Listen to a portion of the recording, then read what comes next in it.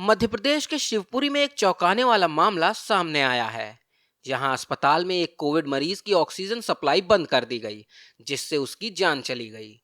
शिवपुरी के सरकारी अस्पताल में मृतक मरीज के परिजनों के आरोप के बाद अब सीसीटीवी फुटेज भी सामने आ गया है। इसमें एक शख्स बुजुर्ग मरीज के बेड के पास ऑक्सीजन सप्लाई के बटन को बंद करता दिख रहा है। शुरुआत में किसी लापरवाही से इनकार कर चुके अस्पताल प्रशासन ने अब जाकर जांच शुरू कर दी है और दोषियों के खिलाफ सख्त कार्रवाई की बात कह रहा है। आपको बता दें कि राजधानी भोपाल से 300 किलोमीटर दूर शिवपुरी के सरकारी अस्पताल में मरीज की मौत के बाद उसके बेटे ने कहा था कि वह अपने पिता के साथ रात के 11:30 बजे तक अस्पताल में ही था। इसके बाद वो घर गया। कुछ घंटों के बाद उसे अस्पताल से फोन आया और सुबह आईसीयू में ले जाने के कुछ देर बाद ही मरीज की मौत हो गई। मरीज के बेटे ने कहा कि वो पिछले 2-3 दिन से बेहतर महसूस कर रहे थे।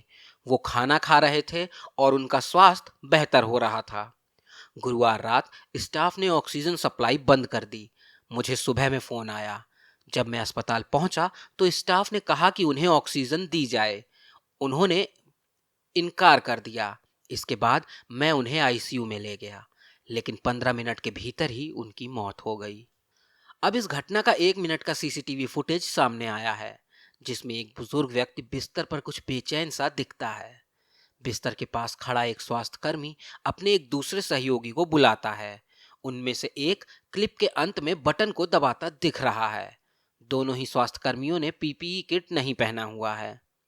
अस्पताल प्रशासन ने अब 3 सदस्यों की एक जांच कमेटी बनाई है, जिसकी अगुवाई सर्जरी विभाग के एचओडी डॉक्टर अनंत कुमार राखोड़े कर रहे हैं। इस कमेटी को जांच रिपोर्ट फिलहाल 48 घंटों में सौंपनी है। इस घटना पर chief medical health officer Arjun Lal Sharma ने पत्रकारों से कहा कि जहां तक डिस्ट्रिक्ट हॉस्पिटल की बात है, हमारे पास 76 ऑक्सीजन बेड, 30 आईसीयू बेड हैं। ऑक्सीजन की भी पर्याप्त मात्रा है। मरीज का डायलिसिस भी चल ही रहा था। उसका हीमोग्लोबिन कम था। हालांकि अगर कोई दोषी पाया जाएगा तो उसे सख्त सजा मिलेगी।